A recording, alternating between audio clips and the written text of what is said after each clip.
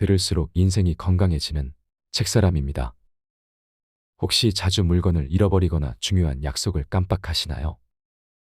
혹은 예전과 달리 새로운 것을 암기하는데 시간이 오래 걸리시나요? 최근 저는 이런 일들을 많이 겪고 있습니다. 지갑이나 차키를 두고 집을 나가는 것은 물론이고 방금까지 쓰던 물건을 어디에 뒀는지 기억이 안 나서 한참이나 방을 뒤지며 찾는 일도 많아졌습니다.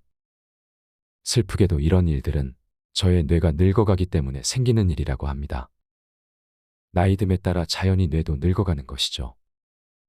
그래서 이런 일을 겪을 때마다 저는 내 뇌가 벌써 나이를 먹고 있구나라는 생각에 씁쓸해지곤 합니다.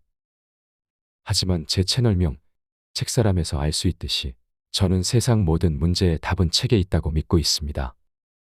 따라서 뇌의 노화를 막는 방법도 분명 책에서 답을 찾을 수 있을 것이라 생각했습니다. 그래서 저는 뇌과학에 관련된 여러 책을 찾아 읽었습니다. 그리고 뇌를 다시 젊게 만들 수 있는 법칙이 있다는 것을 깨달았습니다. 그 법칙을 오늘 여러분에게 소개해드리고자 합니다.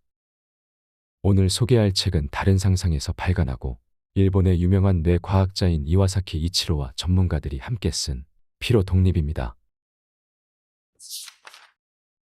뇌를 젊게 만드는 8가지 법칙. 법칙 1. 아침 식사로 뇌를 깨워라. 아침 식사는 뇌에 아주 중요하다.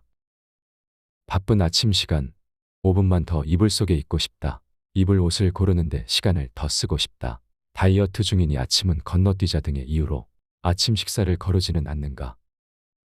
아침 식사의 장점은 셀 수 없이 많으며 아침을 거를 때의 단점도 그만큼 많다. 뇌는 몸을 움직이는 사령탑이다. 뇌에 영양이 제대로 공급되지 않으면 집중력을 잃고 멍한 상태가 된다. 몸도 생각대로 움직이지 않는다. 정신이 맑지 않은 상태로 오전을 허비하게 되는 것이다. 뇌의 중량은 전체 몸무게의 단 2%에 불과하지만 뇌가 쓰는 에너지는 전체 기초대사량의 20%에 달한다. 우리가 잠들어 있는 한밤중에도 뇌가 활동할 수 있는 이유는 저녁 식사 때 섭취한 에너지를 사용하기 때문이다. 아침을 제대로 먹지 않으면 자는 동안 소비한 에너지를 충당하지 못하므로 뇌가 쓸 에너지가 부족해 집중력이나 기억력이 떨어진다. 또한 아침 식사를 거르고 회사에 가면 뇌뿐만 아니라 몸을 움직일 에너지도 충전되지 못한 상태라 몸이 무겁고 무기력감이나 피로감이 남아 활기차게 활동하기 힘들다. 뇌를 움직이게 하는 음식, 뇌의 주요 활동 에너지가 되는 것은 포도당이다. 최근 연구에서는 체내에서 생기는 케톤체라는 물질도 뇌의 에너지로 전환된다는 사실이 밝혀졌지만 이는 당질 제한이나 절식을 계속할 때처럼 특수한 상황에서만 쓰인다. 포도당은 체내의 다량을 저장해 둘 수 없으므로 금방 부족해진다. 그러므로 새 끼니를 제대로 챙겨 먹어야 뇌 건강이 좋아진다. 칼슘과 마그네슘은 뇌의 신경세포가 정상적으로 기능하는 데 중요한 역할을 한다. 효율적으로 칼슘을 섭취하기 위해서는 우유나 유제품을 중심으로 뼈째 먹는 생선, 해조류 등도 골고루 먹도록 하자. 마그네슘은 견과류나 채소 등에 많다. 한편 생선에 함유된 기름인 DHA는 흔히 머리가 좋아지게 한다고들 한다. 이는 DHA가 신경세포에 다량 함유되어 있고 알츠하이머나 인지장애에 효과가 있기 때문이다. 그러나 학습 능력에 효과가 있음을 직접적으로 보여주는 연구 결과는 아직 나오지 않았다. 하지만 DHA는 여러 질병을 예방하는 효과가 있으므로 많이 먹어두기를 권한다. 이상적인 아침 식단. 포도당을 공급하기 위해 아침에는 밥을 먹는 것이 좋다. 밥에서 나오는 전분은 포도당으로 변화하며 장시간 서서히 에너지를 공급해주므로 점심시간까지 뇌를 제대로 돌아가게 해준다. 밥과 함께 대사를 촉진하는 비타민 B군을 섭취하자. 돼지고기나 햄, 나토 등에 많이 들어있다. 덧붙여 매실절임이나 초절임, 과일 등 산미를 포함한 음식을 함께 먹으면 피로회복에도 효과적이다. 아침에 아무것도 먹지 않는 습관이 배어버린 사람은 일어나면 무엇이든 입에 넣는 단계부터 시작하자. 요구르트, 치즈, 우유, 시리얼, 바나나 등은 두뇌 활동에 필요한 칼슘이나 마그네슘을 섭취할 수 있으며 가열할 필요 없이 간편히 먹을 수 있으므로 아침 식단으로 최고다. 식생활은 습관을 들이는 게 중요하다. 아침 먹기를 습관화하자. 법칙 2. 식사만으로 뇌를 관리하자. 힘들 때는 아미노산을, 의욕이 생기지 않고 집중력이 오래가지 못할 때는 타이로신이라는 아미노산을 섭취하면 좋다. 타이로신은 체내에서 도파민이나 노르아드레날린과 같은 신경 전달 물질로 변환된다. 행동의 동기부여에 깊이 관여해 학습 능률 향상인자로서 작용하는 것이 도파민, 집중력을 높이는 것이 노르아드레날린이다. 이들의 농도가 높아지면 집중력을 회복할 수 있고 스트레스를 받더라도 잘 털어낼 수 있다. 우울증에도 효과적이라는 보고가 있으며 항우울제 등과 달리 부작용에 염려가 없다는 게 장점이다.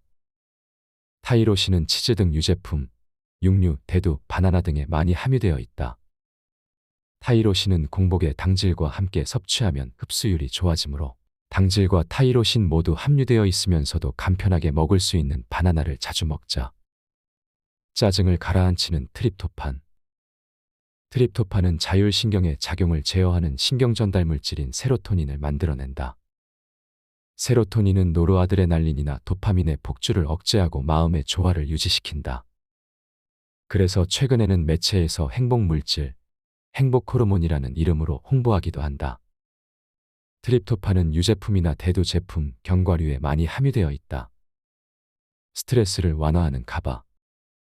가바 감마아미노산도 아미노산의 일종이다. 가바는 스트레스 경감에 효과가 있다고 알려져 있다. 가바는 부교감 신경을 강화하여 흥분을 가라앉히고 안정을 찾아주는 역할을 한다. 가바는 원래 체내에서 충분한 양을 만들 수 있으나 강한 스트레스에 노출되면 그것을 완화하기 위해 가장 먼저 사용되므로 자주 부족해진다. 단 가바 자체를 먹어도 직접 뇌까지 도달하지는 않으므로 신경 전달 물질로서 그대로 쓰일 일은 없다고 한다. 그보다는 가바의 재료가 되는 글루타민산을 섭취하는 게 좋다. 글루타민산도 아미노산의 일종이므로 아미노산이 다량 함유된 생선이나 육류, 달걀, 밀을 섭취하면 좋다. 지금까지 뇌 기능에 작용하는 아미노산을 소개했지만 이것들을 하나하나를 의식하면서 식사하기란 불가능하다. 평소 식사에서 아미노산을 골고루 섭취하려 노력하는 것으로 충분하다. 음식물로 섭취해야 하는 필수 아미노산은 모두 9가지가 있으며 그중 어느 하나라도 부족하면 효율이 낮아진다. 기본적으로 고기, 어패류, 달걀, 유제품 등 동물성 식품에는 모든 아미노산이 일정량 이상 들어있으므로 이 식품들을 잘 챙겨 먹도록 하자. 법칙 3. 자기에게 맞는 수면 시간을 확보하라. 짧은 수면은 날마다 집중력을 떨어뜨린다. 뇌의 상태를 조절하고 기능을 높이기 위해서 질 높은 수면은 필수적이다. 수면 시간과 집중력의 관계에 관한 연구가 있다. 8시간 수면을 취한 그룹과 6시간 수면을 취한 그룹을 비교한 것이다. 실험의 처음 단계에서는 적게 잔 그룹이 다소 졸음을 느꼈을 뿐 피실험자들의 작업 결과는 큰 차이를 보이지 않았다. 그러나 6시간 수면을 취하는 날이 거듭될수록 피실험자들은 확연하게 자극에 대한 반응 속도가 둔해졌다. 2주 후에는 잠을 8시간 잔 사람들에 비해 반응이 5배나 늦다는 결과가 나왔다. 그 외에도 1965년 플로리다 대학교의 웹 교수는 미국 공군을 대상으로 실시한 실험에서 8일 동안 수면을 3시간으로 줄였을 때 시각 관련 업무에서 실수가 늘어났다고 보고했다. 세상에는 쇼트 슬리퍼라 하여 단시간 수면이 몸에 맞고 수면 시간이 짧아도 이상 증상이 나타나지 않는 사람도 있다. 그러나 그런 체질을 가진 사람은 매우 드물다. 쇼트 슬리퍼가 아닌 사람이 활동 시간을 늘리기 위해 수면 시간을 줄이면 몸에 막대한 부담을 주고 낮 동안의 집중력을 잃게 된다. 단시간 수면은 인생에서 활동에 사용할 수 있는 시간이 늘어난다는 점에서 매력적으로 보일지 모르겠으나 몸에 미치는 악영향을 생각한다면 타고난 쇼트 슬리퍼 외에는 추천하기 어려운 수면법이다. 자신에게 맞는 수면 리듬을 찾아 깨어있는 시간에 맑은 뇌로 하고 싶은 일에 최선을 다하는 것. 그것이 진정 효율적인 방법이다. 법칙 4. 늘 주변을 정리하라. 주변이 어지러우면 뇌도 어지럽다. 당신의 생활 공간은 얼마나 깨끗하게 정리되어 있는가? 어지러운 사무실, 책상 주변은 물론 물건들이 널브러진 집안도 뇌에 나쁜 영향을 미친다고 한다. 프린스턴 대학교의 맥메인즈 박사 연구팀은 어지러운 환경이 시각 영역의 활동을 방해하고 일의 속도를 늦춘다는 연구 결과를 내놓았다. 복잡한 환경을 보기만 해도 전두엽 활동이 저하되고 판단이 흐려진다는 자료도 있다. 실제로 책상 주변에 물건이 어지럽게 흩어져 있으면 집중력도 떨어지고 작업 중에 필요한 것을 찾느라 시간을 허비하게 돼서 능률도 오르지 않는다. 이런 사태를 막기 위해서 자기 나름의 정리 규칙을 세워두어야 한다. 가령 처리해야 할 서류를 받으면 나중으로 미루지 말고 그 자리에서 한번 훑어본 후 다음과 같이 분류하자. 1. 따로 보관해야 할 만큼 중요도가 높은 서류. 2. 일단 보관해두지만 판단은 보류한 서류. 3. 버리는 서류. 이의 경우는 일주일에 한 번씩 정리하면서 다시 판단한다. 책상이나 책장, 명함 등을 정리할 때 이와 같이 자기만의 방식을 세워두자. 중요도에 따라 분류하니 필요한 것을 금방 찾을 수 있고 에너지를 낭비하지 않아도 된다. 바쁜 때일수록 주변이 난장판이 되지 않도록 신경 쓰자.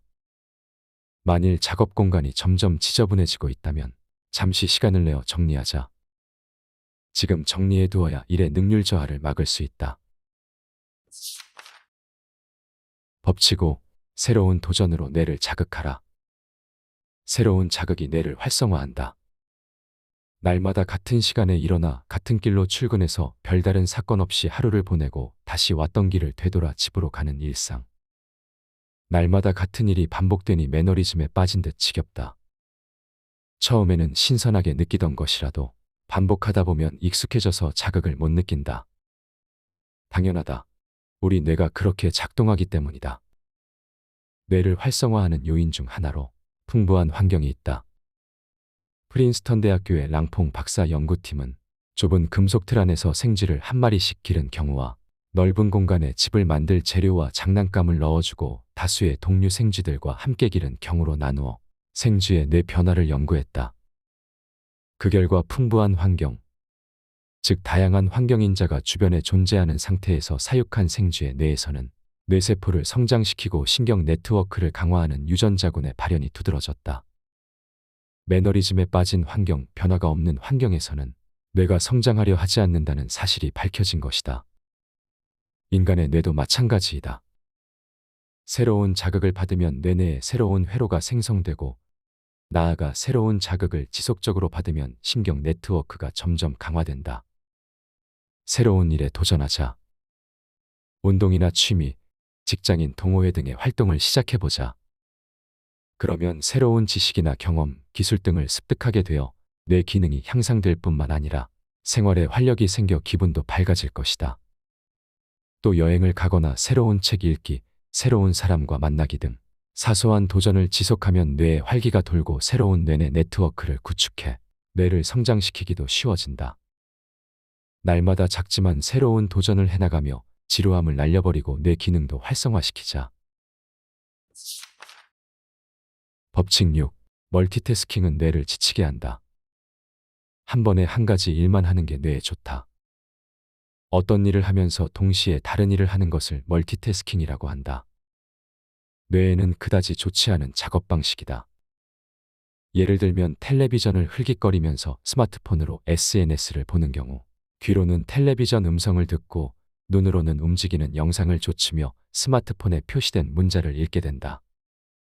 이렇게 동시에 여러 감각 기능을 사용하면 감각 기관이 혹사되는 것은 물론이고 뇌에도 과부하가 걸린다. 실제로 멀티태스킹을 잘한다고 자부하는 사람에게 동시에 여러 일을 맡겼을 때 일을 하나씩 처리하는 사람에 비해 성취도가 낮았다는 실험 결과도 있다. 싱가포르의 듀크 NUS 의학대학원과 영국의 유니버시티 칼리지 런던에서는 스마트폰, 컴퓨터, TV 등 여러 기기를 동시에 사용하는 미디어 멀티태스킹이 뇌 기능을 쇠퇴시키고 뇌 전대상회의 두께를 얇게 만든다는 공동 논문을 발표했다. 그러나 멀티태스킹 문제가 한 번에 몇 개의 미디어 기기를 사용하느냐에 국한된 건 아니다. 일을 하며 식사하는 것 역시 멀티태스킹이다. 사용하는 미디어는 컴퓨터 한 대뿐이지만 이런 상황 역시 뇌에 악영향을 준다. 일을 하면서 식사를 하면 뇌는 긴장감을 갖고 일을 해야 하는지 편한 마음으로 밥을 먹어야 하는지 혼란스러워하고 점심시간에 기분 전환도 못한 채 오후 업무에 돌입하게 된다. 우리의 뇌는 꽤 현명하기 때문에 멀티태스킹에 어느 정도는 대응할 수 있지만 그만큼 스트레스도 많이 받는다. 하루 종일 효율적으로 일을 하고 싶다면 점심시간에는 일에서 손을 떼고 식사에 집중하자. 바쁘고 시간이 없을수록 이것저것 모두 하려 욕심내지 말고 하나씩 천천히 집중하자. 그 편이 뇌나 마음에 부담을 덜 주고 일도 효율적으로 처리할 수 있다. 법칙 7. 고마움을 기록하라. 감사하는 마음만으로 뇌세포가 늘어난다. 사소하지만 뇌 기능을 높여주는 효과적인 방법 중 하나가 늘 감사하는 마음을 갖는 것이다. 감사하는 마음은 나는 더 나아질 수 있다는 자기 효능감을 높이고 기억력뿐만 아니라 뇌 기능 전체를 향상시킨다고 한다. 하버드 대학교 라자르 박사 연구팀은 감사하는 습관을 가지면 사물을 판단하고 심리 조절에 관여하는 전두 전령의 두께가 0.1mm 정도 두꺼워진다는 연구 결과를 발표했다. 다른 연구들에서도 감사하는 마음이 인생의 변화를 가져오는 경우들이 확인되었다. 실천 방법은 간단하다. 취침 전에 그날 있었던 일을 되돌아보고 감사할 수 있는 일을 찾아보자. 도움을 받아 고마웠다는 내용과 함께 도와줘서 고마웠다, 이 사람과 같이 있을 수 있는 것만으로도 행복했다 등 세세한 감정까지 떠올린다면 효과가 크다. 나아가 이런 마음을 감사일기 형식으로 기록해두면 더 좋다. 이 행동을 계속하면 아침에 눈뜨기도 쉬워지고 의욕 회복도 빨라진다. 일상에서 감사의 마음을 끌어내 일기로 기록하는 일의 효과는 캘리포니아 대학교 데이비스 캠퍼스의 에먼스 박사 연구팀의 실험에서 실제로 검증되었다. 우선 192명의 학생을 세 그룹으로 나누어 감사할 만한 일, 그룹 1, 싫은 기억이나 짜증난 일, 그룹 2, 그냥 그날 일어난 일, 그룹 3에 대해 열흘간 일기를 쓰도록 했다. 그리고 모든 그룹에게 마음 상태와 몸 상태, 인간관계를 같이 기록하도록 했다. 어느 그룹의 뇌 기능이 가장 높았을까? 우승은 그룹 1이 차지했다. 날마다 감사하는 마음을 기록한 그룹의 학생들은 다른 두 그룹에 비해 건강하고 에너지가 넘치는 느낌을 받았다고 답했다. 일기를 통해 감사하는 마음을 높이면 긍정적인 에너지를 기를 수 있다는 게 증명된 것이다. 오늘 밤부터 당장 감사일기를 써보자. 법칙 8. 운동하는 뇌는 나이를 모른다. 유산소 운동으로 뇌를 계속 성장시켜라. 운동, 뇌를 끝없이 성장시키는 비결. 요새 기억력이 나빠졌어. 머리가 잘 안 돌아가는 것 같아라는 생각이 들 때 모두 나이 탓으로 돌린다면 큰 착각이다. 물론 어른이 되면 뇌세포가 재생을 멈추기 때문에 뇌가 점점 녹슨다는 게 정설로 받아들여지던 때도 있었다. 그러나 실제는 다르다. 성인이 되어서도 마음먹기에 따라 뇌세포를 연결하는 시냅스수를 늘려 뇌를 성장시킬 수 있다. 스웨덴 카롤린스카 의과대학의 프리젠 박사 연구팀이 해마 연구로 이를 입증했다. 기억을 담당하는 해마에서는 하루에 700개의 세포가 탄생한다. 1년에 1.75%가 탄생하는데 그 과정이 평생 반복되므로 10년이면 17.5%, 30년 후에는 52.5%, 50년 후에는 87.5%의 세포가 교체된다는 계산이 나온다. 말하자면 뇌는 단련하면 할수록 강해지는 근육과 같은 것이다. 그런데도 나이가 들수록 뇌 기능이 떨어진다고 느끼는 건 기억력이 떨어지기 때문이다. 그럼 어떻게 해야 기억력 저하를 막을 수 있을까? 그 방법 중 하나가 유산소 운동이다. 유산소 운동을 하면 BDNF, 뇌율의 신경 영양인자라는 물질이 증가한다. BDNF는 새로운 뇌세포를 만들기 위해 꼭 필요한 뇌내 호르몬이다. 뇌에 새로운 정보가 입력되면 뉴런끼리 새로운 연결법을 이용하기 때문에 기억을 증강하려면 뇌세포를 성장시키는 BDNF가 꼭 필요하다. BDNF는 혈액의 흐름이 왕성해질 때 나온다. 혈액순환을 촉진하는 유산소 운동을 하면 BDNF가 증가하여 학습에 관여하는 뇌의 메커니즘이 활성화될 뿐만 아니라 기억력도 좋아진다. 최근 기억력이 떨어졌다고 느끼는 사람은 걷기나 조깅 등 가벼운 유산소 운동을 시작해보자.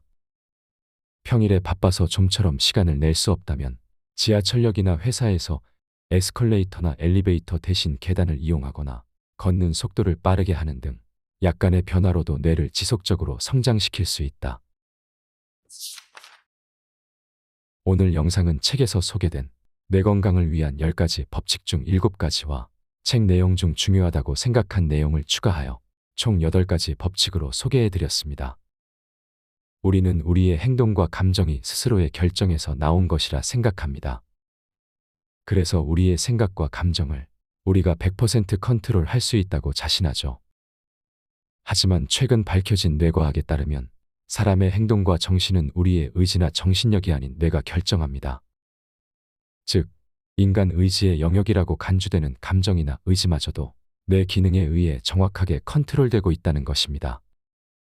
따라서 건강하고 풍요로운 삶을 살기 위해서는 무엇보다 뇌를 정확하게 알고 제어하는 것이 필수입니다.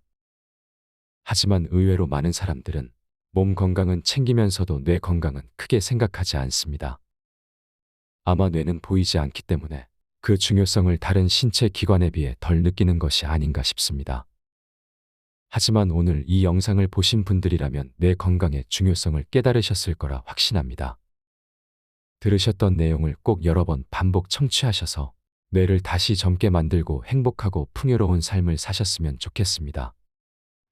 오늘 소개해드렸던 책에서는 뇌 건강을 위한 내용 외에도 쉽게 피로를 회복하는 방법, 수면의 질을 높여주는 방법, 비만을 해결하는 방법 등 삶에 유용한 정보가 가득 담겨 있으니 삶을 더 건강하게 살고 싶은 분들은 한번 읽어보시는 것을 권해드립니다. 80세가 될 즈음엔 우리는 배워야 할 모든 걸 배웠다. 문제는 그걸 기억할 수 있느냐다. 조지 번스. 들을수록 인생이 건강해지는 책사람입니다. 혹시 자주 물건을 잃어버리거나 중요한 약속을 깜빡하시나요? 혹은 예전과 달리 새로운 것을 암기하는데 시간이 오래 걸리시나요? 최근 저는 이런 일들을 많이 겪고 있습니다. 지갑이나 차키를 두고 집을 나가는 것은 물론이고 방금까지 쓰던 물건을 어디에 뒀는지 기억이 안 나서 한참이나 방을 뒤지며 찾는 일도 많아졌습니다. 슬프게도 이런 일들은 저의 뇌가 늙어가기 때문에 생기는 일이라고 합니다. 나이듦에 따라 자연히 뇌도 늙어가는 것이죠. 그래서 이런 일을 겪을 때마다 저는 내 뇌가 벌써 나이를 먹고 있구나라는 생각에 씁쓸해지곤 합니다.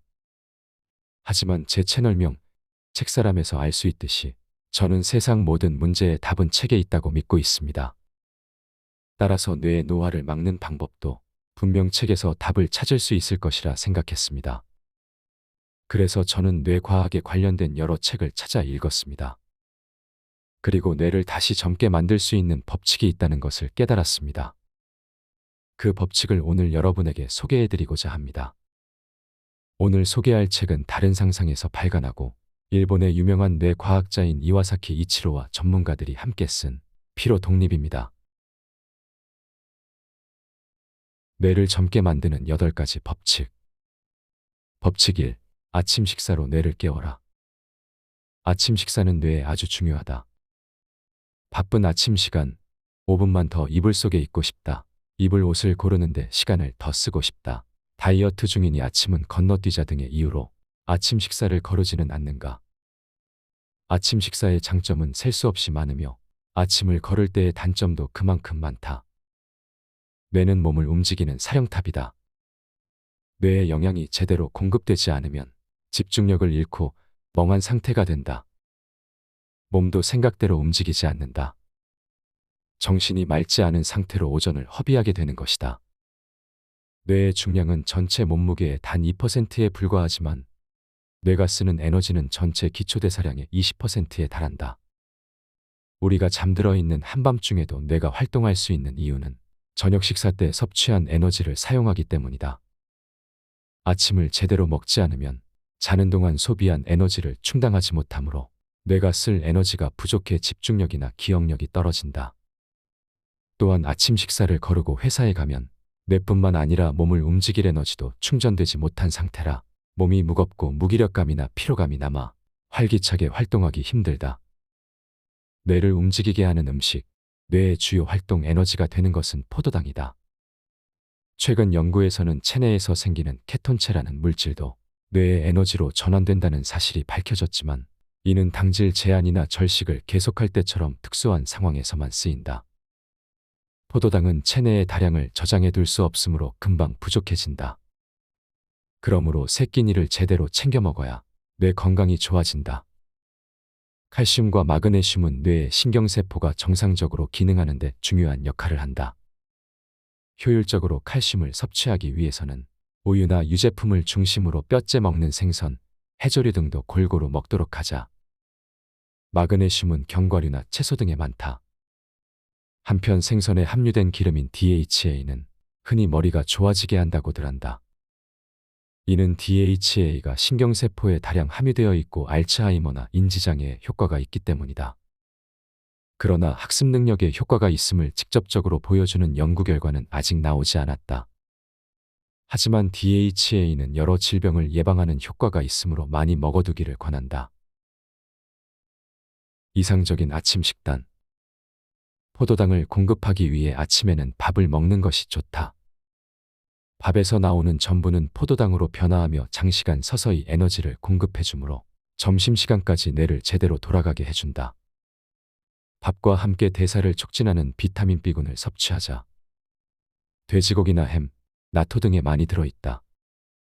덧붙여 매실절임이나 초절임, 과일 등 산미를 포함한 음식을 함께 먹으면 피로회복에도 효과적이다. 아침에 아무것도 먹지 않는 습관이 배어버린 사람은 일어나면 무엇이든 입에 넣는 단계부터 시작하자.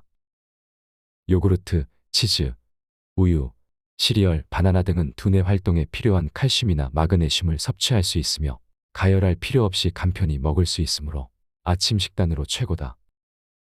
식생활은 습관을 들이는 게 중요하다. 아침 먹기를 습관화하자. 법칙 2. 식사만으로 뇌를 관리하자. 힘들 때는 아미노산을, 의욕이 생기지 않고 집중력이 오래가지 못할 때는 타이로신이라는 아미노산을 섭취하면 좋다.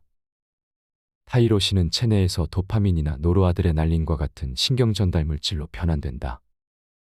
행동의 동기부여에 깊이 관여해 학습 능률 향상인자로서 작용하는 것이 도파민, 집중력을 높이는 것이 노르아드레날린이다.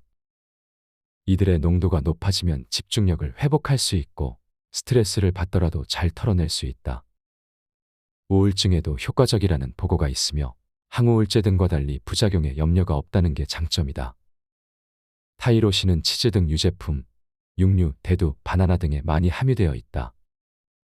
타이로신은 공복에 당질과 함께 섭취하면 흡수율이 좋아지므로 당질과 타이로신 모두 함유되어 있으면서도 간편하게 먹을 수 있는 바나나를 자주 먹자. 짜증을 가라앉히는 트립토판. 트립토판은 자율신경의 작용을 제어하는 신경전달 물질인 세로토닌을 만들어낸다. 세로토닌은 노르아드레날린이나 도파민의 폭주를 억제하고 마음의 조화를 유지시킨다. 그래서 최근에는 매체에서 행복물질, 행복호르몬이라는 이름으로 홍보하기도 한다. 트립토판은 유제품이나 대두 제품, 견과류에 많이 함유되어 있다. 스트레스를 완화하는 가바. 가바 감마아미노산도 아미노산의 일종이다.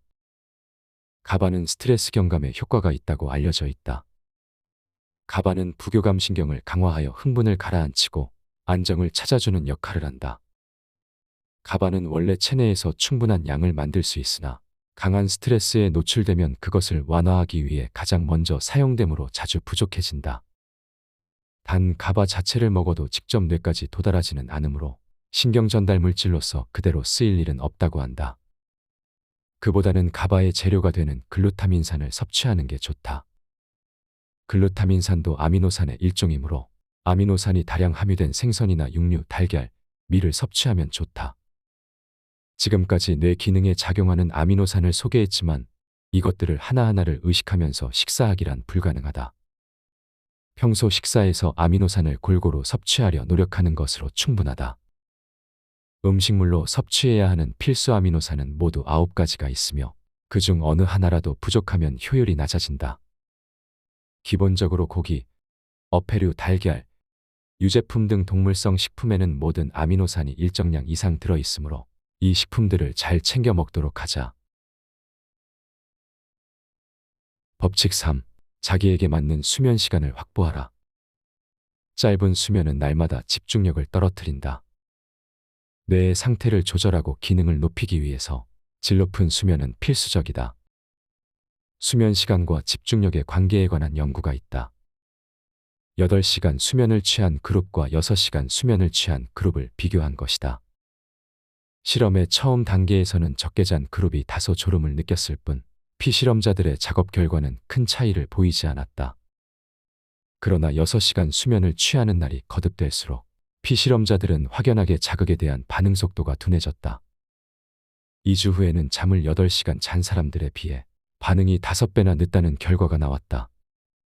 그 외에도 1965년 플로리다 대학교의 웹 교수는 미국 공군을 대상으로 실시한 실험에서 8일 동안 수면을 3시간으로 줄였을 때 시각 관련 업무에서 실수가 늘어났다고 보고했다. 세상에는 쇼트 슬리퍼라 하여 단시간 수면이 몸에 맞고 수면 시간이 짧아도 이상 증상이 나타나지 않는 사람도 있다. 그러나 그런 체질을 가진 사람은 매우 드물다. 쇼트 슬리퍼가 아닌 사람이 활동 시간을 늘리기 위해 수면 시간을 줄이면 몸에 막대한 부담을 주고 낮 동안의 집중력을 잃게 된다. 단시간 수면은 인생에서 활동에 사용할 수 있는 시간이 늘어난다는 점에서 매력적으로 보일지 모르겠으나 몸에 미치는 악영향을 생각한다면 타고난 쇼트 슬리퍼 외에는 추천하기 어려운 수면법이다. 자신에게 맞는 수면 리듬을 찾아 깨어있는 시간에 맑은 뇌로 하고 싶은 일에 최선을 다하는 것. 그것이 진정 효율적인 방법이다. 법칙 4. 늘 주변을 정리하라. 주변이 어지러우면 뇌도 어지럽다. 당신의 생활 공간은 얼마나 깨끗하게 정리되어 있는가? 어지러운 사무실, 책상 주변은 물론 물건들이 널브러진 집안도 뇌에 나쁜 영향을 미친다고 한다. 프린스턴 대학교의 맥메인즈 박사 연구팀은 어지러운 환경이 시각 영역의 활동을 방해하고 일의 속도를 늦춘다는 연구 결과를 내놓았다. 복잡한 환경을 보기만 해도 전두엽 활동이 저하되고 판단이 흐려진다는 자료도 있다. 실제로 책상 주변에 물건이 어지럽게 흩어져 있으면 집중력도 떨어지고 작업 중에 필요한 것을 찾느라 시간을 허비하게 돼서 능률도 오르지 않는다. 이런 사태를 막기 위해서 자기 나름의 정리 규칙을 세워두어야 한다. 가령 처리해야 할 서류를 받으면 나중으로 미루지 말고 그 자리에서 한번 훑어본 후 다음과 같이 분류하자. 1. 따로 보관해야 할 만큼 중요도가 높은 서류. 2. 일단 보관해두지만 판단은 보류한 서류. 3. 버리는 서류. 이의 경우는 일주일에 한 번씩 정리하면서 다시 판단한다. 책상이나 책장, 명함 등을 정리할 때 이와 같이 자기만의 방식을 세워두자. 중요도에 따라 분류하니 필요한 것을 금방 찾을 수 있고 에너지를 낭비하지 않아도 된다. 바쁜 때일수록 주변이 난장판이 되지 않도록 신경 쓰자. 만일 작업 공간이 점점 지저분해지고 있다면 잠시 시간을 내어 정리하자. 지금 정리해 두어야 일의 능률 저하를 막을 수 있다. 법칙 5. 새로운 도전으로 뇌를 자극하라. 새로운 자극이 뇌를 활성화한다. 날마다 같은 시간에 일어나 같은 길로 출근해서 별다른 사건 없이 하루를 보내고 다시 왔던 길을 되돌아 집으로 가는 일상. 날마다 같은 일이 반복되니 매너리즘에 빠진 듯 지겹다. 처음에는 신선하게 느끼던 것이라도 반복하다 보면 익숙해져서 자극을 못 느낀다. 당연하다. 우리 뇌가 그렇게 작동하기 때문이다. 뇌를 활성화하는 요인 중 하나로 풍부한 환경이 있다. 프린스턴 대학교의 랑퐁 박사 연구팀은 좁은 금속 틀 안에서 생쥐를 한 마리씩 기른 경우와 넓은 공간에 집을 만들 재료와 장난감을 넣어주고 다수의 동류 생쥐들과 함께 기른 경우로 나누어 생쥐의 뇌 변화를 연구했다. 그 결과 풍부한 환경, 즉 다양한 환경인자가 주변에 존재하는 상태에서 사육한 생쥐의 뇌에서는 뇌세포를 성장시키고 신경 네트워크를 강화하는 유전자군의 발현이 두드러졌다. 매너리즘에 빠진 환경, 변화가 없는 환경에서는 뇌가 성장하려 하지 않는다는 사실이 밝혀진 것이다. 인간의 뇌도 마찬가지이다. 새로운 자극을 받으면 뇌내에 새로운 회로가 생성되고 나아가 새로운 자극을 지속적으로 받으면 신경 네트워크가 점점 강화된다. 새로운 일에 도전하자. 운동이나 취미, 직장인 동호회 등의 활동을 시작해보자. 그러면 새로운 지식이나 경험, 기술 등을 습득하게 되어 뇌 기능이 향상될 뿐만 아니라 생활에 활력이 생겨 기분도 밝아질 것이다. 또 여행을 가거나 새로운 책 읽기, 새로운 사람과 만나기 등 사소한 도전을 지속하면 뇌에 활기가 돌고 새로운 뇌내 네트워크를 구축해 뇌를 성장시키기도 쉬워진다. 날마다 작지만 새로운 도전을 해나가며 지루함을 날려버리고 뇌 기능도 활성화시키자. 법칙 6. 멀티태스킹은 뇌를 지치게 한다. 한 번에 한 가지 일만 하는 게 뇌에 좋다. 어떤 일을 하면서 동시에 다른 일을 하는 것을 멀티태스킹이라고 한다. 뇌에는 그다지 좋지 않은 작업 방식이다. 예를 들면 텔레비전을 흘깃거리면서 스마트폰으로 SNS를 보는 경우, 귀로는 텔레비전 음성을 듣고 눈으로는 움직이는 영상을 좇으며 스마트폰에 표시된 문자를 읽게 된다. 이렇게 동시에 여러 감각 기능을 사용하면 감각 기관이 혹사되는 것은 물론이고 뇌에도 과부하가 걸린다. 실제로 멀티태스킹을 잘한다고 자부하는 사람에게 동시에 여러 일을 맡겼을 때 일을 하나씩 처리하는 사람에 비해 성취도가 낮았다는 실험 결과도 있다. 싱가포르의 듀크 NUS 의학대학원과 영국의 유니버시티 칼리지 런던에서는 스마트폰, 컴퓨터, TV 등 여러 기기를 동시에 사용하는 미디어 멀티태스킹이 뇌 기능을 쇠퇴시키고 뇌 전대상회의 두께를 얇게 만든다는 공동 논문을 발표했다. 그러나 멀티태스킹 문제가 한 번에 몇 개의 미디어 기기를 사용하느냐에 국한된 건 아니다. 일을 하며 식사하는 것 역시 멀티태스킹이다. 사용하는 미디어는 컴퓨터 한 대뿐이지만 이런 상황 역시 뇌에 악영향을 준다. 일을 하면서 식사를 하면 뇌는 긴장감을 갖고 일을 해야 하는지 편한 마음으로 밥을 먹어야 하는지 혼란스러워하고 점심시간에 기분 전환도 못한 채 오후 업무에 돌입하게 된다. 우리의 뇌는 꽤 현명하기 때문에 멀티태스킹에 어느 정도는 대응할 수 있지만 그만큼 스트레스도 많이 받는다. 하루 종일 효율적으로 일을 하고 싶다면 점심시간에는 일에서 손을 떼고 식사에 집중하자. 바쁘고 시간이 없을수록 이것저것 모두 하려 욕심내지 말고 하나씩 천천히 집중하자. 그 편이 뇌나 마음에 부담을 덜 주고 일도 효율적으로 처리할 수 있다. 법칙 7. 고마움을 기록하라. 감사하는 마음만으로 뇌세포가 늘어난다. 사소하지만 뇌 기능을 높여주는 효과적인 방법 중 하나가 늘 감사하는 마음을 갖는 것이다. 감사하는 마음은 나는 더 나아질 수 있다는 자기 효능감을 높이고 기억력뿐만 아니라 뇌 기능 전체를 향상시킨다고 한다. 하버드 대학교 라자르 박사 연구팀은 감사하는 습관을 가지면 사물을 판단하고 심리 조절에 관여하는 전두 전령의 두께가 0.1mm 정도 두꺼워진다는 연구 결과를 발표했다. 다른 연구들에서도 감사하는 마음이 인생의 변화를 가져오는 경우들이 확인되었다. 실천 방법은 간단하다. 취침 전에 그날 있었던 일을 되돌아보고 감사할 수 있는 일을 찾아보자. 도움을 받아 고마웠다는 내용과 함께 도와줘서 고마웠다. 이 사람과 같이 있을 수 있는 것만으로도 행복했다 등 세세한 감정까지 떠올린다면 효과가 크다. 나아가 이런 마음을 감사일기 형식으로 기록해두면 더 좋다. 이 행동을 계속하면 아침에 눈뜨기도 쉬워지고 의욕 회복도 빨라진다. 일상에서 감사의 마음을 끌어내 일기로 기록하는 일의 효과는 캘리포니아 대학교 데이비스 캠퍼스의 에먼스 박사 연구팀의 실험에서 실제로 검증되었다. 우선 192명의 학생을 세 그룹으로 나누어 감사할 만한 일, 그룹 1, 싫은 기억이나 짜증난 일, 그룹 2, 그냥 그날 일어난 일, 그룹 3에 대해 열흘간 일기를 쓰도록 했다. 그리고 모든 그룹에게 마음 상태와 몸 상태, 인간관계를 같이 기록하도록 했다. 어느 그룹의 뇌 기능이 가장 높았을까? 우승은 그룹 1이 차지했다. 날마다 감사하는 마음을 기록한 그룹의 학생들은 다른 두 그룹에 비해 건강하고 에너지가 넘치는 느낌을 받았다고 답했다. 일기를 통해 감사하는 마음을 높이면 긍정적인 에너지를 기를 수 있다는 게 증명된 것이다. 오늘 밤부터 당장 감사일기를 써보자. 법칙 8. 운동하는 뇌는 나이를 모른다. 유산소 운동으로 뇌를 계속 성장시켜라. 운동, 뇌를 끝없이 성장시키는 비결. 요새 기억력이 나빠졌어. 머리가 잘 안 돌아가는 것 같아라는 생각이 들 때 모두 나이 탓으로 돌린다면 큰 착각이다. 물론 어른이 되면 뇌세포가 재생을 멈추기 때문에 뇌가 점점 녹슨다는 게 정설로 받아들여지던 때도 있었다. 그러나 실제는 다르다.